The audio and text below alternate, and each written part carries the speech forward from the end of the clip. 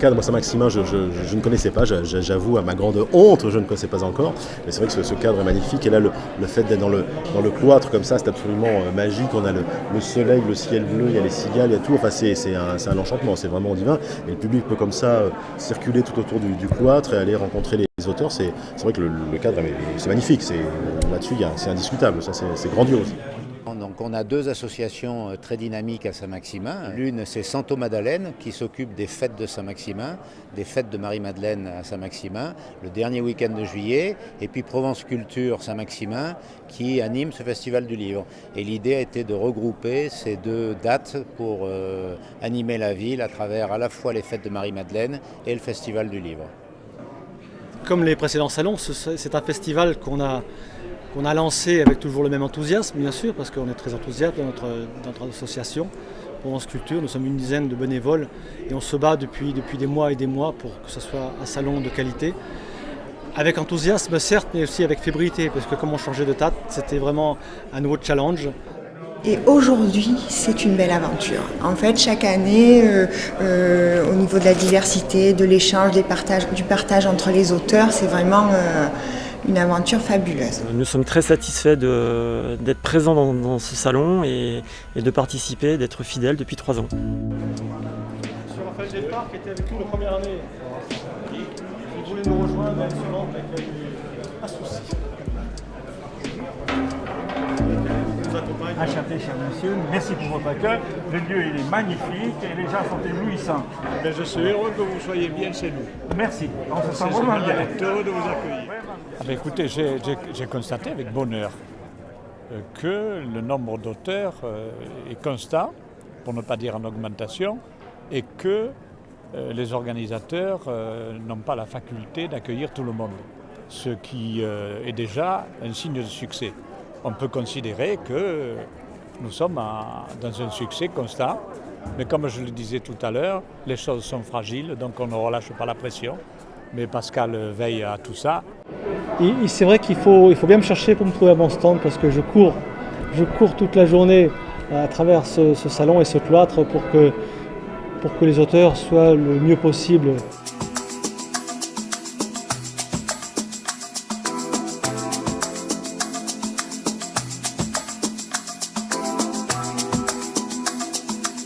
Quand j'habitais ici, moi, il y avait 2000 habitants. On se connaissait tous. Bon, mais après venir dédicacer, venir exposer dans le cloître,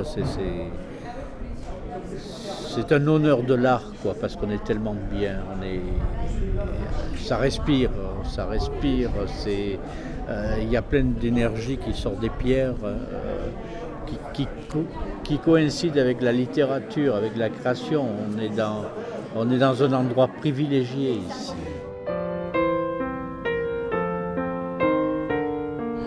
On en vient à l'écriture parce qu'on a plein d'images dans nos têtes.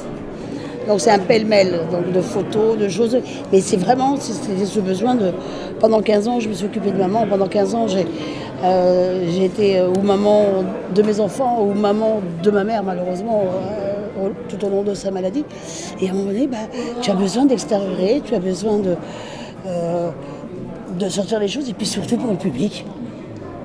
Surtout pour le public, parce que le public a été sa gasoline. C'était son punch. Et donc c'était la moindre des choses, la moindre des politesses. De dire, voilà, aujourd'hui comment maman est. Donc ça c'était en 2007, avec mon premier livre. Et avec mon deuxième livre, c'est voilà maman, comment elle était.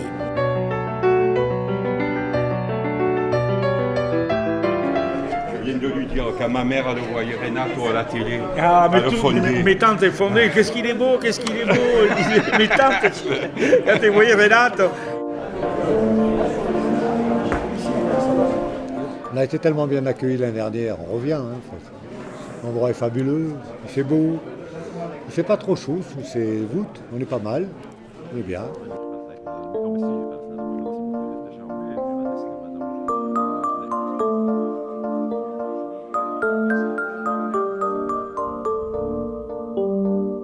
Oh, comment je suis venu à l'écriture? C'est mes supporters qui l'ont demandé. Alors j'ai fait un premier... J'ai pas écrit seul, parce que je l'aurais pas fait seul. Les premiers 3 livres, la Poulidor par Raymond Poulidor, c'est ma biographie qui a été faite avec Jean-Paul Beauchamp, qui connaît bien ma vie par cœur, ma carrière de cycliste.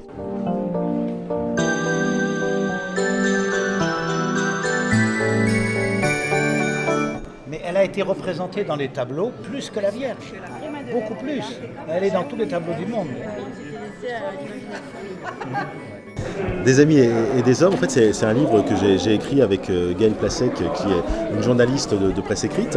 Et puis surtout, c'est qu'ils nous ont fait de vrais cadeaux, c'est-à-dire qu'ils nous ont ouvert leurs albums photos. Et donc, en fait, dans ce livre, il y a plein de photos comme ça, des photos qu'on n'a jamais vues, des photos, on a tous comme ça chez nous, des boîtes à carton, des boîtes en carton où il y a des différentes photos qu'on garde, des photos de mariage, de communion, de différents événements, de dîners comme ça en copains. Ben voilà, on les retrouve dans ce livre-là.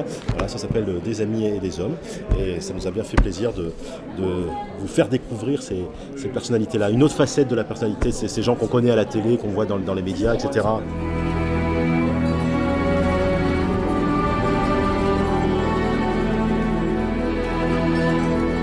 Je présente 2 livres ici, un qui est connu dans le monde entier, qui s'appelle Le roman du Kremlin, 28 pays, traduit 28 pays du français.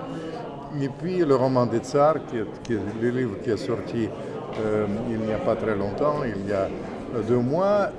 Et puis je présente en quelque sorte le futur livre majeur pour moi, qui s'appelle le roman de la Perestroïka, toute la face cachée du XXe siècle, dans la réalité, dans la période qui a fait apparaître la liberté, la fin de la guerre froide, avec les protagonistes que j'ai connus. Vous avez un choix entre Jean-Paul II, Gorbatchev, Reagan ou Mitterrand, les Français, etc., qui défilent dans ce futur livre, le roman de la Perestroïka, comme dans le théâtre italien.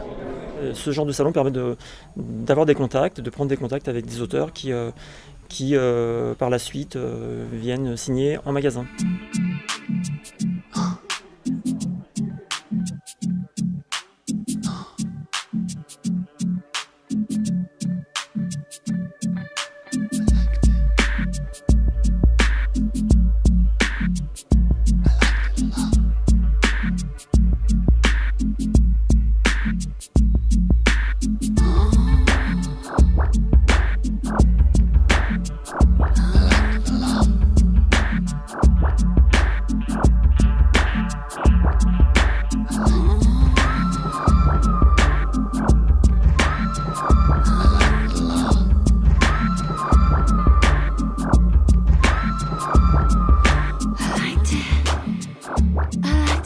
Voilà, c'est moi. J'ai pas vu le tout encore. Ah, il est bien avancé, le kamaté. Ah oui, le kamaté.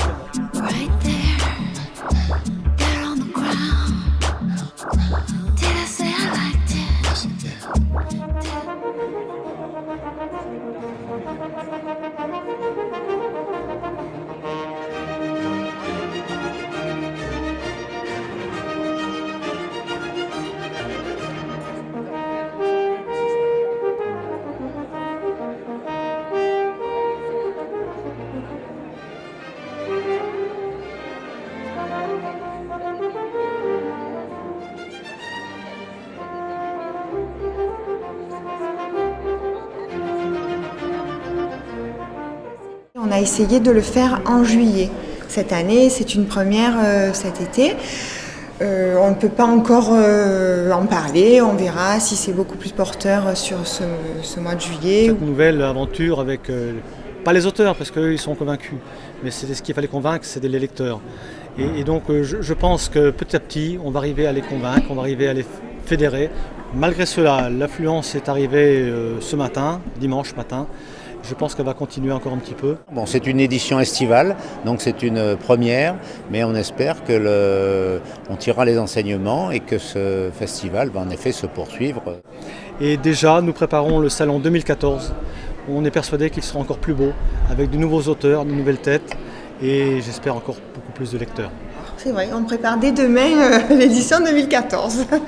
Et heureux que cela se passe au Couvent Royal, parce que le site est magnifique et puis on profite pleinement de nos vieilles pierres qui sont notre passé, puisqu'on a quand même les sabots bien implantés dedans.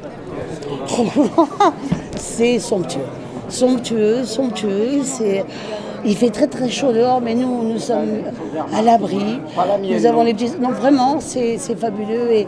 Et merci à ce salon. Il faut qu'il continue, il faut qu'il perpétue. Il en vaut vraiment le coup. Et je prédis un grand avenir pour ce salon parce que les gens sont très motivés, ici les organisateurs, et c'est ça qui fait durer les salons.